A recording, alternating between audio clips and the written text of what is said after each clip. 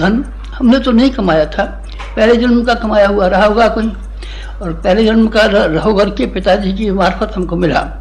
हमने वो सब खर्च कर डाला।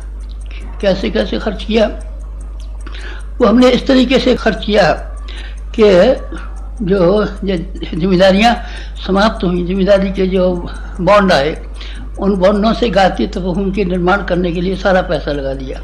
हमारी बीवी के पास 60-65 तोले सोना था, ये भी उनसे कह करके तुम क्या करोगे, उनको बेच करके वो भी गायत्री तपोभूमि के निर्माण में लगा दिया। इसके बाद जिम्मेदारियाँ का समापन ख़त्म हो गया।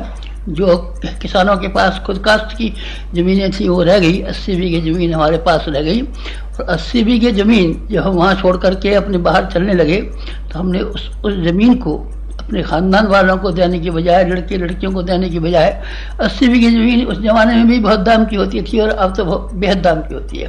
उस ज़माने में 5,000 रुपया बीए का था उसका भाव, और अब तो मैं सोचता हूँ शायद 50,000 रुपया बीए का होगा, 40,000 का होगा, अब तो मालूम नहीं। लेकिन उस ज़माने में 5,000 का भी गए थे, 4 लाख रुपए की थी, अब शायद वो 40 लाख रुपए की हो। लेकिन वो उसकी हमने गांव में हायर सेकेंडरी स्कूल बना दिया, बहुत शानदार स्कूल है। कभी आपको जाने का जी हो तो आपने ज़रूर जाना और उसको देखना।